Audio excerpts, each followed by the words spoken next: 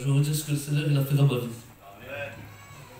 Voilà, j'étais un garçon que j'ai grandi dans les choses de Dieu, mais c'est pas pour autant que j'avais fait une expérience avec lui.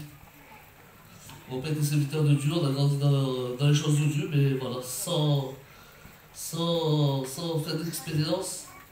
Et un jour, j'ai grandi comme tout jeune homme, et j'ai été dans le monde, j'ai découvert le monde. Et le monde, quand j'ai découvert un petit peu, après, je sais pas, j'ai connu une fille, voilà, je me suis marié, j'avais 16 ans. Et comme j'avais 16 ans, vous savez, quand voilà, des on passe le temps, et j'étais toujours dans le monde. J'étais tout le temps dans le monde encore, jusqu'à l'âge de 26 ans. Et souvent, le week-end, on sortait, tous les garçons, et il y en a beaucoup que je vois que maintenant, c'est des chrétiens, c'est des enfants de Dieu. Quelle beauté, Seigneur. Et des fois, même quand on sortait le week-end, il n'y en avait pas assez, même le mardi, on trouvait tout le temps un moyen pour sortir. Et ça a fait comme ça pendant un an et demi. Avec ma femme, on s'entendait plus. On allait faire les courses. Des fois, pour un mot, pour un oui, je prenais.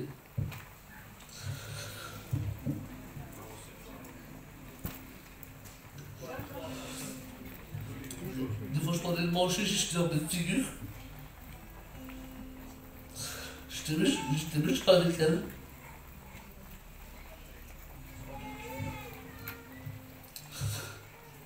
Rien du tout, j'étais méchant avec elle, je cassais tout dans la maison. Et à un moment, je me suis posé une question dans ma vie. J'étais dans mon lit, il était 4 h du matin. Et des fois, on se pose des questions, vous savez. Et quand j'étais dans mon lit, là, j'ai dit Dieu n'existe pas. J'ai dit il faut vivre sans Dieu. Et je me suis dit, c'est comme ça, là. Dieu n'existe pas. Et ça a passé quelques temps. Ça a passé quelques temps que ça allait plus. J'étais mal, je sortais. Vous savez qu'est-ce que je faisais quand je rentrais à 8 h du matin? J'amenais des croissants à ma femme. Pas qu'elle crie. Mais des croissants, je les prends dans pleine figure. Alors à un moment, ça allait plus. Et il y avait une mission que le frère Nico, notre serviteur de Dieu, qu'il a fait à Saint-Sulpice. Et là, il a eu, je dis à ma femme, viens, on va aller voir Gorel et nous faire un café, ça va nous sortir un petit peu. On va tout le temps à la maison, ça va nous sortir un peu. Et là, quand je suis allé à la maison, le Seigneur, il savait qu'il y avait un plan. Il savait qu'il y avait quelque chose qu'il ne pouvait pas me laisser comme ça. Et quand j'étais là-bas, moi, personnellement, je n'ai pas été touché par la parole de Dieu. Mais c'est ma femme qui a été touchée par la parole de Dieu. Elle a été touchée. Et quand elle a été touchée, ben, vous savez, il y avait des choses qui n'étaient pas à la gloire de Dieu. Vous savez, nous, on a grandi dans les choses de Dieu, mais c'est pas pour autant que je faisais des choses de Dieu quand même, mais elle n'a pas grandi d'une famille chrétienne. Donc elle a touché des choses qui n'étaient pas à la gloire de Dieu. Mais tout ça que moi je croyais qu'il y avait dans mon foyer, que je ne voyais pas, mais c'était l'ennemi en fait qui m'aveuglait. Parce qu'il m'avait mis quoi la méchanceté dans mon cœur. Il m'avait mis toutes ces choses-là.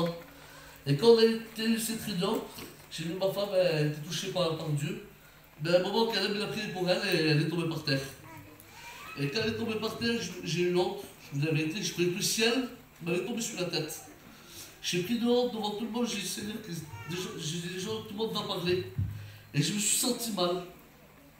Je vous le dis la vérité, je croisais Boubou et Kevin, tellement qu'ils m'ont vu vomir. Avec tout le respect que je vous dois, j'étais choqué, je ne comprenais pas ce qui m'arrivait. Et là, j'ai vu vous savez, moi je les appelle comme ça, des servantes de Dieu. J'ai vu Tsaïdi, j'ai vu Matan Kelka, j'ai vu la bulle, j'ai vu toutes ces femmes-là, j'ai vu les sœurs de mon père. Et je voyais toutes ces femmes-là, ils étaient là, et elles priaient pour ma femme.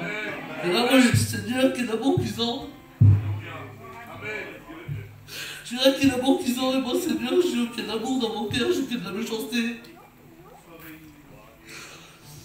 Et je vous dis la vérité, ça m'a été un cadeau pendant 3 ans. Depuis, on va dire comme ça, le jour que j'ai accepté le Seigneur à la mission, je ne l'ai pas accepté avec mon cœur, je vous dis la vérité, parce qu'on ne doit pas mentir à Dieu. Je suis venu parce que j'avais un besoin. Et vous savez, devant le Seigneur, rien n'est caché. On ne cache rien devant le Seigneur. Et vous savez, là j'avais accepté Dieu dans la voiture, il y avait Isaac avec moi dans la voiture, on avait été chez moi, et on avait pris des affaires, et voilà, bon, ça avait passé quelque chose, quelques trucs. Et là, je vous avais dit, vous savez, c'est comme quelqu'un. À un moment, il a une voiture, il a une petite voiture, mais il va vouloir tout le temps plus haut. Mais avec l'homme, il n'est jamais satisfait, l'homme. Et moi, je me disais, Seigneur, j'ai accepté, mais en vrai, ma vie, je l'aimais parce que je fumais 3 paquets de cigarettes par jour.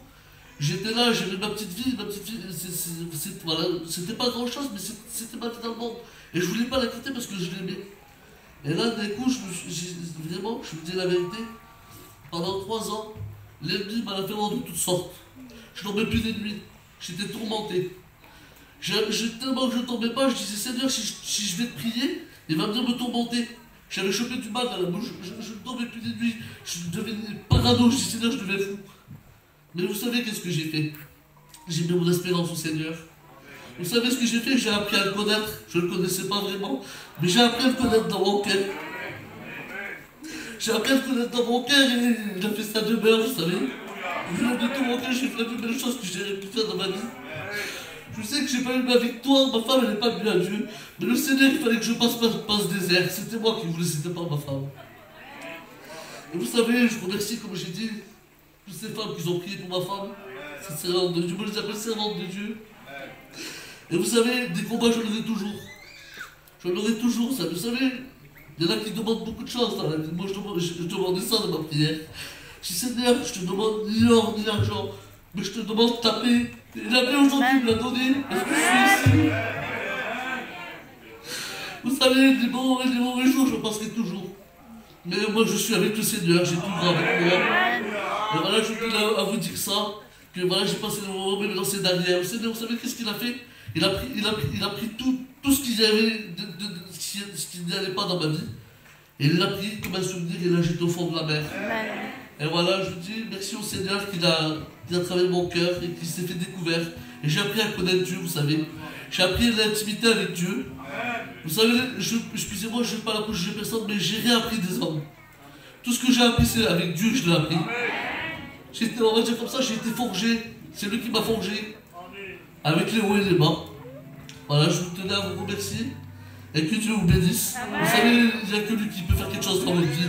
Je ne l'ai fait pas de moi-même. Moi, j'ai essayé de combattre par moi-même, je n'y ai pas arrivé. Mais le seul qui a pu m'aider, c'est Dieu. Alors, je vous dis, voilà, que Dieu vous bénisse. Que Dieu vous bénisse et voilà, j'ai que ça à dire. Amen.